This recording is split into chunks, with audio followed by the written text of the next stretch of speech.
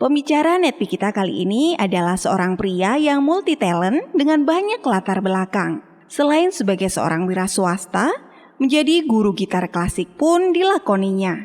Dan sejak remaja, beliau juga telah aktif dalam kegiatan keagamaan, yaitu dengan menjadi aktivis remaja Masjid YISC Al-Azhar, yang hingga kini masih dijalaninya dengan menjadi Wakil Ketua Umum BKPRMI, Badan Komunikasi Pemuda Remaja Masjid Indonesia, yang berpusat di Istiqlal, Jakarta. Perjuangannya di Tiens telah membawanya menjadi orang pertama di Indonesia yang meraih reward luxury car. Cash reward yacht, plane, serta villa juga telah diraihnya. Beliau juga memiliki jaringan yang sangat besar. Terbukti lebih dari 1.500 orang bintang 8 dimilikinya dan tersebar di seluruh dunia. Hal ini pula yang membuat beliau sangat terkenal dengan julukan maestro yang melahirkan top-top leader. Mari kita belajar dari Bapak Rudi Muhammad Noor. Ya, baik. Assalamualaikum warahmatullahi wabarakatuh. Bismillahirrahmanirrahim. Alhamdulillah.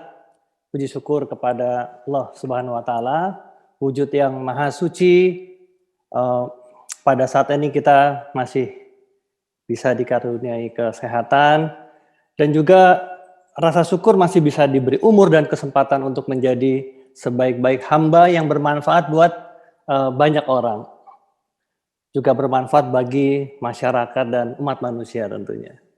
Bapak Ibu, saya menganggap malam ini adalah sebuah anugerah besar ya sebagai khidmat kepada sesama murid-murid One Vision. Karena saya juga masih menjadi murid di One Vision. Minimal menjadi murid dari sponsor saya, Director Five Diamond, Pak Agus Trilaksono. Saya jujur masih belajar. Banyak membaca buku, juga konsultasi, juga hadir ke pertemuan secara online. Ya, karena tantangan-tantangan perubahan sekarang itu semakin cepat ya. Tidak mudah bagi orang seusia saya sudah kepala 5 untuk mengikuti kecepatan perubahan teknologi seperti sekarang. Karena kita sudah lama memasuki era digitalisasi. Saya masih punya anak balita usia 4 tahun, seringkali malah lebih adaptasi terhadap teknologi itu lebih cepat. Dia punya iPad, itu lebih cepat ketimbang saya sendiri gitu ya. Nah, beberapa tahun belakang saya juga sering terkejut dengan terlalu banyaknya anak-anak muda di Tiens yang naik peringkat dengan sangat cepatnya. Di zaman saya dulu, ya saya sudah 21 tahun menjalankan bisnis Tiens dan saya tidak punya bisnis lain. Untuk mencapai bintang 7 itu luar biasa lamanya. Apalagi bisa mencapai bintang 8 itu butuh waktu bertahun-tahun. Lah sekarang bintang 8 bisa dicapai hanya dalam waktu yang sangat singkat. Apalagi setelah marketing plan hybrid. Nah di bawah saya sekarang ini mungkin sudah ada lebih dari 1.500 atau bahkan mungkin 2.000 bintang 8 ya. Mungkin ya, saya juga belum pernah menghitung satu persatu dan lebih banyak yang tidak kenal. Nah, pernah di pesawat ada seseorang yang menyapa, Pak Rudi, kenalkan, saya Budi Silver Lion gitu. Wah, saya belum kenal, saking banyaknya Silver Lion di grup saya. Nah, semoga Anda juga Bapak Ibu yang mau menjalankan bisnis ini sesuai dengan PBO, sesuai dengan apa yang tadi disampaikan oleh Pak Yunus, itu juga bisa punya bintang 8 sebanyak saya, dan Anda mungkin sudah tidak kenal, karena saking banyaknya, saking udah ada ribuan orang gitu di organisasi Anda. Karena kalau Anda masih kenal dan tahu siapa bintang 8, ya artinya bisnis Anda masih kecil gitu. Ya ini bercanda Bapak Ibu ya, soalnya kadang memang benar sih. Nah, lanjut lagi tadi ngomong soal perubahan ya, makanya kalau tidak mau beradaptasi, saya merasa akan semakin jauh tertinggal dengan anak-anak muda sekarang. Terutama dari distributor-distributor yang masih muda, yang sekarang makin banyak yang naik peringkat dengan kecepatan yang luar biasa. Nah kalau di grup WhatsApp Director, tuh Pak Luis suka mengaku dirinya gaptek ya. Saya juga masih heran, apa iya Pak Luis gaptek tuh? Karena beliau kalau beli mobil kan canggih-canggih gitu, dan selalu update ya. Nah maksudnya gaptek soal teknologi, maksud Pak Luis itu ya, teknologi di HP, di aplikasi. Nah, wajar mulai banyak yang akan segera menyusul peringkat Pak Luis ya. Untungnya belum ada yang menyusul bonusnya. Nah, Bapak Ibu, teman-teman semua, nah kalau bicara tentang perubahan, ada berapa tantangan perubahan di masa depan yang harus kita jawab sebagai pebisnis network marketing. Nah, buat yang masih baru, kuasai dengan benar apa yang tadi disampaikan oleh Pak Yunus tentang 7 langkah, kuasai dan ketahui sampai menjadi ahli. Juga lakukan, yang terpenting dari semuanya adalah take action. Karena kalau kita hanya belajar aja, kita hanya mengumpulkan ilmu, kita akan kalah dengan Google. Google lebih canggih dari itu gitu. Anda bisa tahu. Tapi yang tidak mudah adalah bagaimana take action.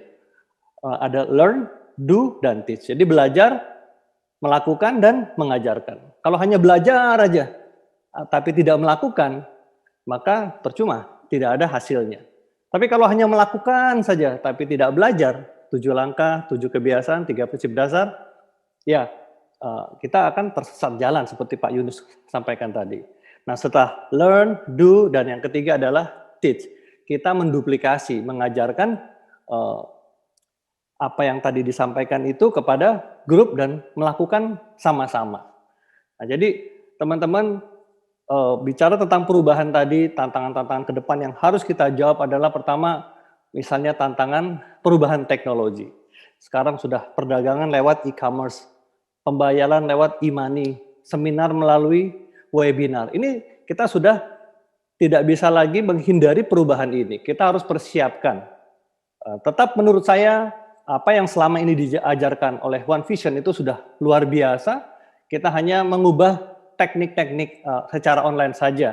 Ya, kuasai juga Anda bagaimana misalnya mendaftar nama, mengumpulkan daftar nama. Anda bisa melalui WhatsApp misalnya. Anda bangun grup-grup WhatsApp. Contohnya misalnya grup jantung sehat misalnya. Atau nanti Anda kumpulkan orang-orang untuk masuk ke dalam grup itu di grup jantung sehat misalnya, untuk mengambil daftar nama saja, tapi tetap nanti proses menjalankannya dengan sistem One Vision. Ini hanya menambah daftar nama. Di India salah satu ada orang yang mengumpulkan begitu banyak daftar namanya melalui TikTok. Kemarin tadi sore maksudnya, anak saya yang nomor 2 itu masih SMA juga punya satu TikTok yang dalam 1 hari bisa dilihat oleh 2.000 orang. Jadi teknologi-teknologi seperti ini kita bisa manfaatkan untuk menjaring atau menambah daftar nama. Anda bisa aja bangun juga grup yang untuk kesejahteraan, misalnya grup WhatsApp passive income atau dengan nama-nama yang bagus. Dulu saya ingat Pak Rizky Kanata, beliau punya line tentang kesehatan yang mengedukasi konsumen sehingga banyak orang tertarik, dari situ beliau bisa melakukan penjualan.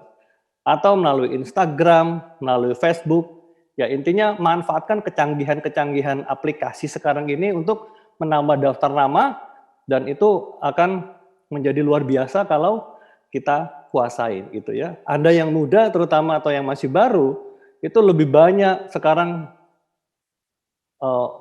lebih cepat pertumbuhannya ya karena melalui teknologi tadi. Nah, terutama juga untuk perusahaan Bapak Ibu, sebagai informasi saja, saya 2 tahun lalu dengan Pak Louis Tendian dan Pak Haryanto itu sempat diundang juga ke China untuk launching salah satu aplikasi Tianxia yang bernama Maya. Di sana kami diperlihatkan betapa canggihnya, betapa dahsyatnya infrastruktur teknologi informasi Tianxia. Mr. Li Qingyan menyiapkan aplikasi yang luar biasa. Nah, termasuk juga ada kita dengan kemudahan V-Share.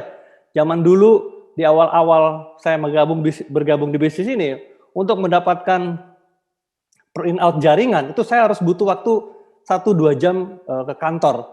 Kemudian print panjang luar biasa, sulitnya untuk mendapatkan itu gitu. Nah, sekarang dengan adanya V-Share kita bisa dengan cepat. Nah, inilah yang memudahkan, saya pikir sekaranglah kesempatan infrastruktur yang sudah bagus, kita bisa menjalankan bisnis ini dengan secara cepat. Nah, kemudian juga tantangan berikutnya ke depan adalah tantangan banyaknya lahir generasi baru ya, seperti Anda mungkin ya, yang sebagian besar hadir di sini. Keberadaan generasi Z ya, sebelumnya kan ada generasi milenial ya. Kalau angkatan saya mungkin tuh generasi kolonial udah, bercanda Bapak Ibu. Ya generasi milenial, generasi Z. Ya dengan ciri-ciri mereka lebih suka kebebasan, ada kustomisasi ya, berkolaborasi, suka dengan hiburan dan juga kecepatan ya, itu ciri-cirinya. Nah, generasi ini nggak mau diatur, nggak mudah diatur dan maunya bebas gitu. Nah, setiap tahun 4 juta orang lahir dari generasi ini gitu. Nah, bagaimana ini kita tangani dengan potensi-potensi yang ada sekarang. Ya mudah-mudahan nanti Anda bisa belajar banyak kepada top-top leader Anda soal ini, menangani generasi milenial, generasi Y gitu. Karena saya ingat para top-top leader Anda yang sekarang ini adalah orang-orang yang usianya dari 20-an sudah sukses. Seperti Pak Louis Tendian ya, atau dulu ada banyak Pak Rizky Kanata, Pak Ruli Wahyudi, itu dari mahasiswa. Beliau-beliau sudah sukses di bisnis ini. Masih muda-muda sudah punya income yang fantastis ya dari bisnis ini gitu. Jadi inilah kesempatan Anda untuk mengambil alih. Ya, teman-teman Bapak Ibu semua. Nah, secara umum apa itu tantangan yang bagaimana menghandle generasi Z. Kemudian tantangan revolusi sosial. Nah, menurut penelitian itu ada 93% keputusan orang membeli itu dipengaruhi oleh emosi. Oleh emosi. Nah, itu juga dipengaruhi oleh, dipengaruhi oleh emosi, kemudian melalui media sosial ataupun melalui aplikasi di dunia maya. Nah, bahkan ada penelitian juga 1 dari 3 pernikahan itu dimulai dari perkenalan lewat daring, lewat dunia maya gitu. Hampir setiap orang sekarang menggunakan handphone. Nah, ini ada tantangan revolusi sosial, perubahan perilaku konsumen, itu bagaimana kita bisa menghandle itu juga. Nah, kemudian ada tantangan revolusi ekonomi. Ya, zaman dulu era industri. Nah, kemudian sekarang perusahaan memperluas jaringan secara multinasional hanya melalui website. Ya, jadi itu kira-kira Bapak Ibu semua ya, gambaran tentang di tengah-tengah wabah, peluang ini justru luar biasa besar. Tergantung dari mindset kita, tergantung dari paradigma kita, tergantung dari bagaimana kita melihat ini. Cara berpikir kita ini adalah sebagai peluang ataukah ini bukan sebagai peluang. Semua tergantung dari kita. You are what you think. Nah, Bapak Ibu, saya sudah 21 tahun ya menjalankan bisnis ini dan saya tidak punya bisnis lain. Hasil-hasil yang saya dapat juga saya investasikan untuk membeli tanah ya, alhamdulillah ada hektaran lah kalau untuk tanah ya, kemudian rumah, ada apartemen, beberapa kondominium ya. Nah, itu adalah apa yang juga Anda dapatkan kalau Anda benar-benar mau menjalankan bisnis ini dengan menggunakan sistem One Vision. Anda bisa berhasil masuk ke pertemuan ini saja, ini adalah sebuah momen yang spesial untuk Anda gitu. Artinya Anda menjadi orang-orang inti yang ingin serius menjalankan bisnis ini, membangun aset besar berdasarkan fatal sign atau parameter bisnis, atau teman-teman di One Vision sering menyebutnya sebagai peta aset One Vision. Karena tanpa PBO, tanpa parameter bisnis One Vision, kita sama saja membangun aset bisnis ini secara sporadis. Kita membangun bukan sebagai aset bahkan, malah akhirnya akan menjadi beban. Semakin besar berkembang grup Anda, malah akan menjadi beban Anda. Itu yang ingin kita hindari. Kenapa penting sekali menjalankan bisnis ini dengan PBO. Nah, ibarat mau ke sebuah tempat tapi tidak tahu jalan dan bertanya dengan orang yang belum pernah ke tempat itu juga. Nah, yang ada malah bisa tersesat jalan, walau pada akhirnya mungkin bisa juga sampai, tapi lama sampainya gitu. Nah, tapi kalau ikut orang-orang yang sudah berpengalaman, ikut leader-leader yang sudah berhasil di bisnis ini, dibuktikan mereka juga adalah orang-orang yang mengikuti parameter bisnis One Vision, nah kita akan tiba di tempat yang sama dengan orang yang kita ikuti jejaknya. Bahkan Anda bisa tiba lebih cepat karena Anda diantar langsung oleh orang-orang yang sudah berkali-kali sampai ke tujuan yang sama. Itulah pentingnya PBO. Ya intinya Bapak Ibu, mustahil bisa membangun aset yang tumbuh stabil secara eksponensial tanpa PBO. Nah, tadi Pak Yunus sudah menjelaskan panjang lebar tentang hal-hal teknis, tentang 7 langkah, 7 kebiasaan, 3 prinsip dasar. Beliau tekankan lagi di soal alat bantu, ya, dengan cukup semangat dan luar biasa luas wawasannya karena beliau sudah membuktikan juga menjadi seorang yang sukses, Pak Yunus ya. Ya mungkin di CPM kali ini saya tidak banyak membahas hal teknis, saya akan bahas tentang sesuatu yang lebih esensial dari tujuan kita menjalankan bisnis ini, Bapak Ibu. Nah, kita mau hadir di sini itu sebetulnya karena memang fitrah kita yang ingin tahu. Fitrah, ada curiosity ya, ingin belajar agar lebih baik, ingin mencari kesempurnaan. Nah, selalu ingin menyempurnakan diri. Nah, fitrah itu beda ya dengan insting. Kalau insting itu lebih sifatnya ke biologis, misalnya mau makan, minum, atau bayi. Dari bayi pun kita sudah punya insting bayi yang mencari susu ibunya misalnya. Insting juga insting mencari pasangannya. Itu insting juga ada pada binatang. Nah, tetapi yang membedakan kita dari binatang adalah kita memiliki fitrah. Fitrah yang suci. Ya, makanya kalau di Muslim ada Idul Fitri ya, kembali kepada fitrah. Nah, fitrah itu adalah hal-hal yang sifatnya ruhaniyah ya, seperti suka dengan keadilan, suka dengan kebaikan, suka dengan kesempurnaan gitu. Mengapa sih malam ini saya menyinggung hal-hal ini, Bapak Ibu? Karena hal ini terkait dengan impian yang selama ini diajarkan kepada kita. Kita diajarkan selama ini untuk memiliki impian yang jelas, impian yang kuat, impian yang dalam, impian yang besar, impian-impian dari berbagai aspek kehidupan. Nah, kenapa? Karena kalau impian kita jelas, maka kita ibaratnya sudah tahu tentang apa-apa yang benar-benar kita inginkan. Seperti Pak Yunus tadi jelaskan, kita ingin sekali lunas dari hutang misalnya. Karena hutang itu sudah menjadi beban kita dan membuat kita stres misalnya. Atau ada juga yang impiannya sangat jelas, ingin sekali membelikan rumah buat orang tuanya, menghajikan kedua orang tua kita gitu. Nah, itu impian yang jelas harus kita miliki. Kita diajarkan itu selama ini. Kemudian kita juga harus punya impian yang kuat. Kenapa harus kuat? Maka kalau kuat kita tidak akan mudah dicuri atau dilemahkan oleh orang lain gitu. Itu kenapa penting impian yang kuat. Nah, terus kemudian juga kalau impiannya dalam, maka itu juga terkait dengan emosi kita. Impian yang memunculkan hasrat, terdesak untuk segera mewujudkannya. Nah, tiap orang mungkin beda-beda ya. Saya kemarin sempat melihat juga di grup ada Pak Ruli Wahyudi dengan ayahnya naik sepeda di Jogja. Nah, sementara di satu sisi ada upline-nya Pak Rizky Kanata dengan mobil Jaguarnya gitu yang sedang dibawa gitu. Ini dua hal yang kita lihat berbeda gitu. Dua-duanya luar biasa. Ya, bagi saya itu merupakan impian yang dalam ya sebetulnya ya, yang sangat dalam gitu. Pak Rizky juga habis mengajak keluarganya jalan-jalan ke Taman Safari gitu.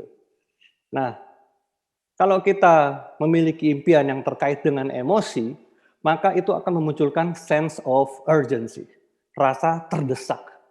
Kita harus cari itu supaya jelas itu untuk segera bisa mewujudkannya. Nah, jadi impiannya jelas, impiannya besar, impiannya kuat, impiannya dalam. Nah, impian besar akan membuat kita semangat dan bisa membuat kita menjadi termotivasi. Nah, kita sudah tahu dan baiknya juga Bapak Ibu yang masih baru dengarkan berulang-ulang starter pack, terutama soal impian dari Pak Louis Tendean ya. Beliau terkenal dari sejak zaman dulu, walaupun beliau downline saya, tapi beliau punya kemampuan bisa menyihir orang. dengan kalimat-kalimat yang muncul dari atas panggung ya. Nah, beliau bisa membuat orang bergerak ketika berbicara soal impian ini. Nah, kali ini mungkin saya ingin berbicara soal tingkatan-tingkatan ataupun tahapan-tahapan impian yang lebih dalam Bapak Ibu. Karena ini buat saya penting setelah 21 tahun saya renungi gitu. Sebetulnya hakikat dan impian itu yang kita cari itu kan adalah kebahagiaan ya. Kita ingin bahagia dengan impian-impian itu. Kita ingin mencari kelezatan. Karena manusia cenderung akan mencari kelezatan dan kebahagiaan yang sebetulnya itu pada dasarnya adalah sedang mencari Tuhan. Sedang mencari wujud sebetulnya ya, atau mencari eksistensi yang tidak terbatas gitu. Nah, di antara kita juga banyak yang menjalankan bisnisnya karena ingin mendapatkan kelezatan dan kebahagiaan dari cita-cita yang kita idamkan. Nah, menurut seorang pemikir besar yang bernama Avicenna atau Ibnu Sina, nah beliau disebut-sebut sebagai salah satu bapak kedokteran dunia. Ada kelezatan ataupun kenikmatan itu yang bertingkat-tingkat. Jika dikaitkan dengan impian atau cita-cita yang diajarkan oleh Pak Louis dan para leaders Anda semua, ya. Ada yang impiannya ingin meraih yang sifatnya indrawi, di situ disebutkan itu, memuaskan panca inderanya. Jadi panca indera kita kan ada 5 ya, bukan hanya balonku yang ada 5, tapi panca indera kita ada 5. Misalnya salah satu panca indera mata gitu. Nah, ada orang-orang yang ingin memuaskan atau mendapatkan kelezatan untuk melihat yang enak dilihat ya. Ada yang suka traveling, jalan-jalan ke luar negeri. Ada yang suka melihat wanita cantik misalnya, atau suka melihat hal-hal yang rapi dan indah. Jalan-jalan ke luar negeri, ya ke Amerika, ke Eropa, Afrika, Australia dan lain-lain ya. Nonton bola juga mungkin. Dan jangan tanya lagi sudah berapa puluh negara leader-leaders kita jalan-jalan. Karena setiap tahun TIENS mengadakan challenge untuk bisa jalan-jalan ke luar negeri. Saya sendiri sudah lebih dari mungkin sekitar 60 negara ada ya selama 21 tahun menjalankan bisnis ini. Karena sekali berangkat bisa belasan negara gitu. Saya pernah dengan teman-teman top leaders itu setelah acara TIENS kita bayar sendiri lagi jalan-jalan ke berbagai negara sampai ke contohnya yang terakhir itu ke mana ya, ke Portugal, kemudian ke Scotland ya, ke Spanyol keliling ya sampai ke Murcia, bukan hanya ke Madrid dan Barcelona tapi ke berbagai negara. Nah, itu memuaskan mata ya. Ada juga yang mungkin punya rumah besar dan indah dan nyaman, yang ada kolam renangnya seperti Pak Haji Agus gitu.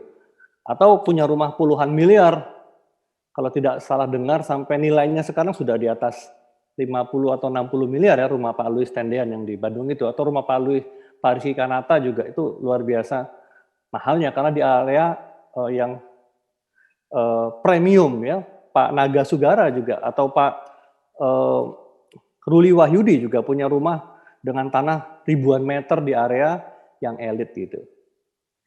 Nah kalau saya memilih rumah yang sederhana aja Bapak Ibu, ya hanya cuman dekat dengan rumah Pak Dedi ya, Pak Dedi Corbuzier ya, 2 rumah dari rumah saya, rumah beliau. Nah ada yang dominan suka dengan panca indera lain misalnya dengan penciuman. Ini yang disebut dengan indrawi atau hisi. Dia suka sekali dengan parfum, hobi koleksi parfum, memuaskan penciumannya ya, parfum-parfum mahal. Dia koleksi satu lemari misalnya, ada berbagai merek-merek, ada mulai Gucci, ada Marc Jacob Chanel, Lancome, Louis Vuitton, Hermes dan lain-lain. Saya nggak bisa menyebutnya dengan benar ya merek-merek itu. Nah ada lagi kenikmatan di lidah. Dia suka makanan, berburu makanan yang lezat. Jadi impiannya pengen sekali makanan di restoran yang paling mahal, yang paling enak di tempat tertentu gitu. Nah, jadi semua pikirannya, semua impiannya, fokus energinya habis di makanan. Dia belajar resep misalnya, dia kursus masak. Dia senang kalau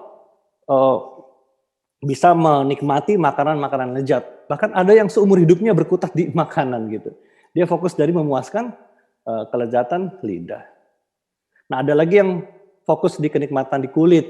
Dia suka dengan berada di suhu udara yang enak, pakai baju yang selembut sutra misalnya. Contohnya para perempuan misalnya ya. Nah, jadi ada lagi, apalagi panca indera itu yang kelima itu ada telinga ya. Nah, buat orang-orang yang impiannya pengen mendengarkan musik yang enak gitu.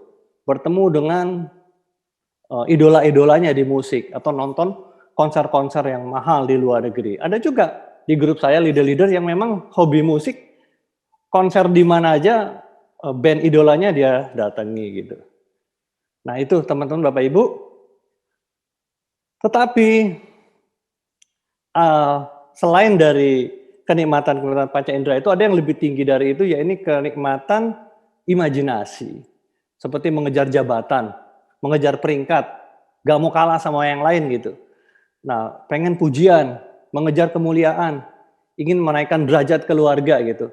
Nah, orang-orang yang mengejar ketingkatan yang lebih tinggi daripada panca indera ini, yaitu kenikmatan imajinasi, dia rela tuh, gak makan, dia rela tinggalin semuanya sebelum berhasil gitu. Dia tunda kesenangan-kesenangannya. Nah, saya dulu suka musik, saya ngajar musik gitu. Saya latihan 5 jam. Satu hari saya latihan 5 jam agar supaya bisa juara festival. Karena kalau sudah juara festival, maka nanti akan banyak murid saya gitu. Nah, itu saya kejar betul-betul. Tapi ketika saya sudah masuk ke bisnis ini, saya ingin mengejar peringkat, saya tinggalkan itu semuanya gitu. Kenikmatan-kenikmatan musik itu saya tinggalkan, latihan-latihan itu saya tinggalin. Saya fokus presentasi aja 2 kali 1 hari. Sebelum presentasi 2 kali 1 hari, saya nggak mau pulang. Saya fokus di prosesnya.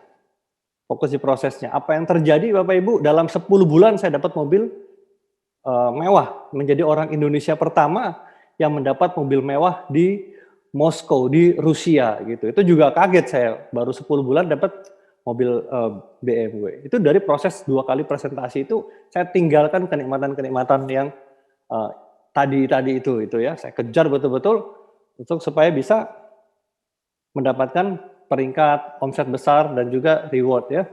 Nah, bahkan orang-orang tertentu rela mogok makan sebelum tuntutan politiknya terpenuhi. Nah, itu kenikmatan di yang kedua. Jadi, Bapak Ibu, menurut Avicenna tadi, atau Ibnu Sina tadi, kenikmatan-kenikmatan indrawi atau imajinasi, kenikmatan indrawi dan imajinasi ini sifatnya terbatas dan mengandung penderitaan juga. Jadi terbatas dan mengandung penderitaan. Mengapa terbatas? Karena setelah terpenuhi ya selesai gitu. Misalnya makan, setelah kenyang ya udah. Kalau udah kenyang, makan 2 piring akan susah untuk makan 3 piring, apalagi 5 piring gitu. Dan bisa sakit, bisa mengandung penderitaan. Nah, kalau tidak tercapai juga mengandung penderitaan, misalnya kalau tidak mencapai jabatan tertentu, tidak mencapai peringkat tertentu, dia akan kecewa. Misalnya presentasi ternyata ditolak misalnya, karena pengen ngejar jabatan, mengejar peringkat, mengejar bonus, dia juga akan kecewa. Karena ternyata sering tidak sesuai dengan harapan, kenikmatan-kenikmatan yang tadi itu, seperti fata morgana. Nah, ada lagi Bapak Ibu cita-cita tertinggi terkait dengan ingin meraih kelezatan yang luar biasa tertingginya. Yang menurut Avicenna ini adalah kelezatan akal atau kelezatan transendental. Yaitu kelezatan ruhani, ingin mendekat kepada Tuhan. Nah, kelezatan mencari ilmu diantaranya kelezatan ingin menjalankan bisnis ini agar supaya mendapat ridho dari yang Maha Kuasa. Jadi bukannya tidak boleh makan ya Bapak Ibu, bukannya tidak boleh jalan-jalan, bukannya tidak boleh berprestasi, bukannya tidak boleh meraih jabatan, tetapi tetap harus makan, tetap harus berikhtiar, bekerja sebaik-baiknya, ya sesuai dengan konsep ihsan ya. Seseorang itu harus bekerja dengan the best, dengan sebaik-baiknya gitu. Nah, mereka yang tingkatan cita-citanya sudah di tahapan tingkatan ini, tingkatan akal atau transendental, dia makan bukan untuk sekedar makan.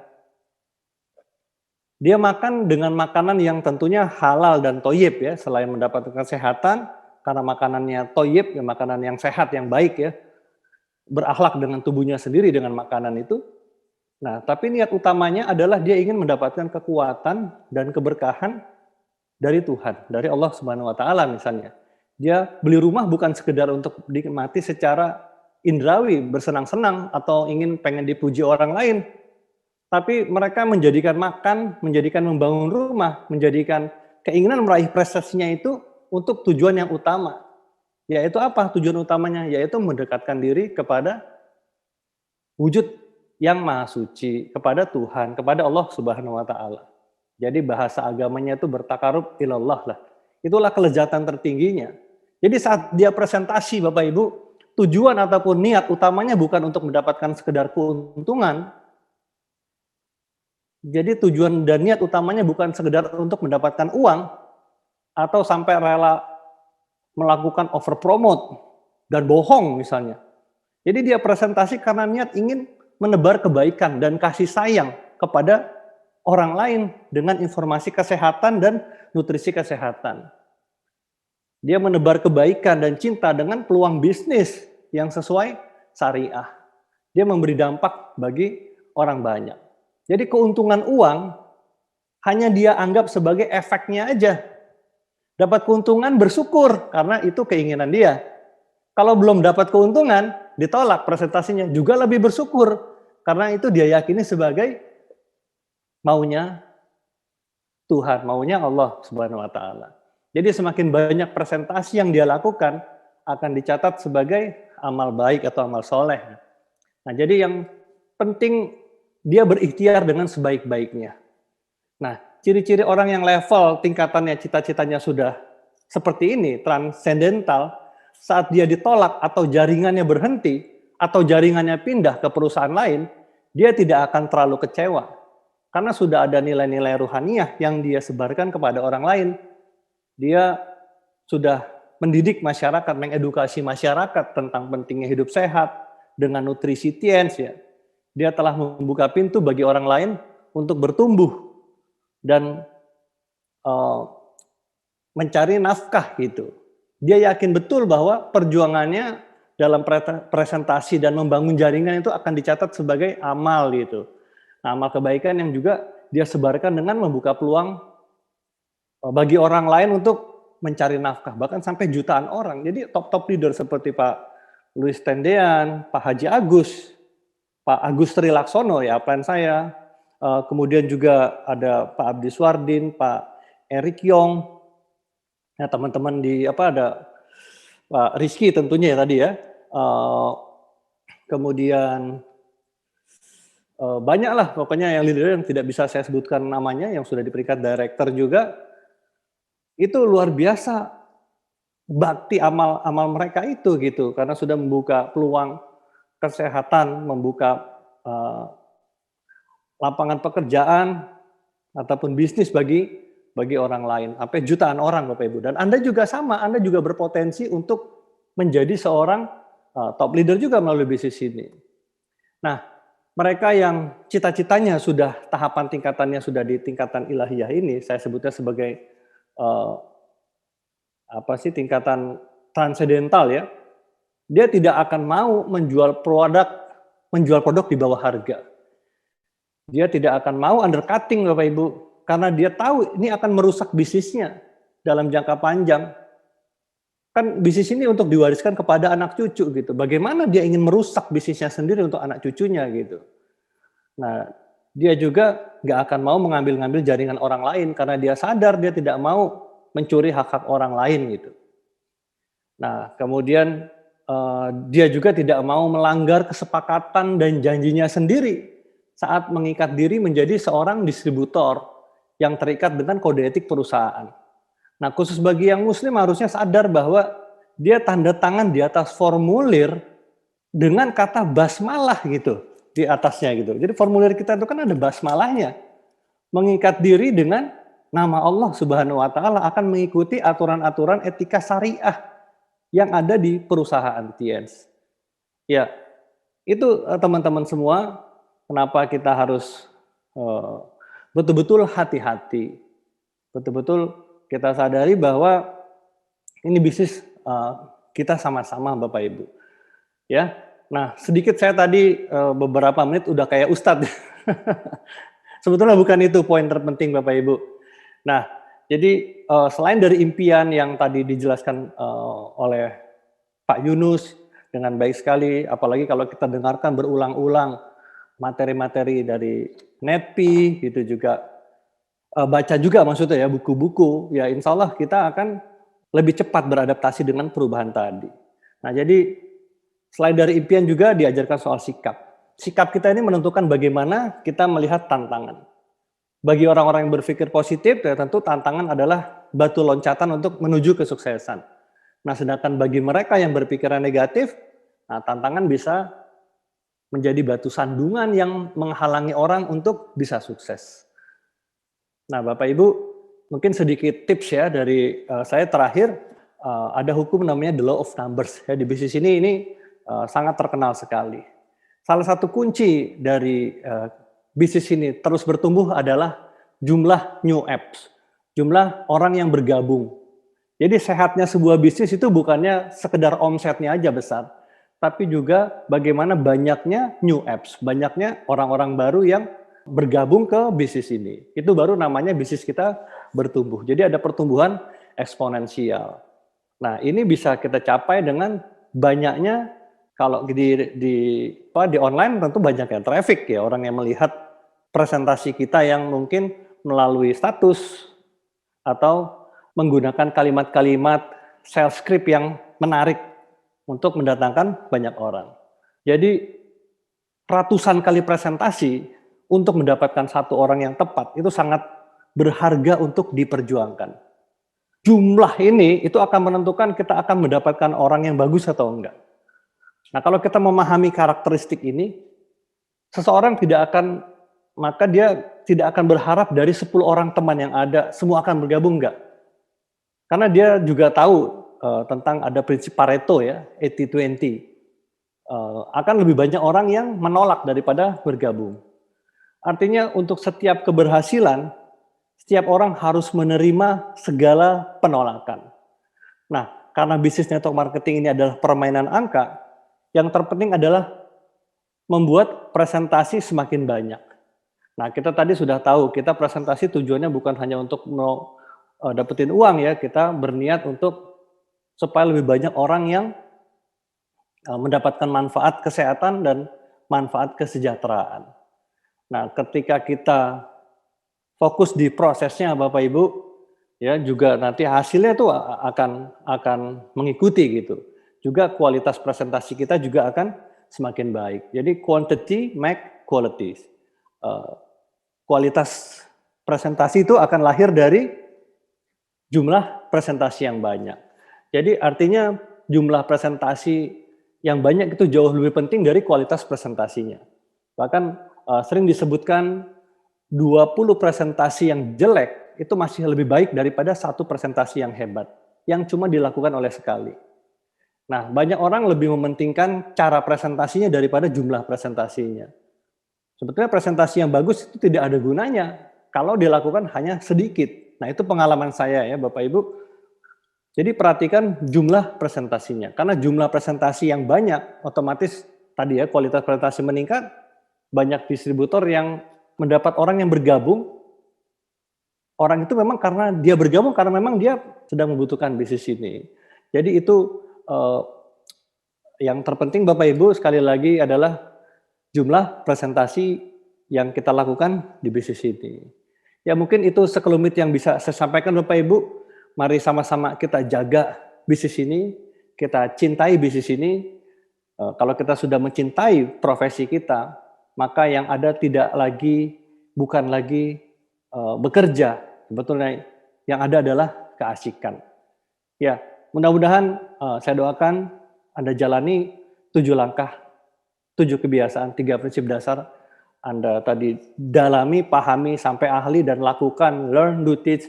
Mudah-mudahan 2 tahun dari hari ini atau 5 tahun dari hari ini, Anda akan menjadi the legend.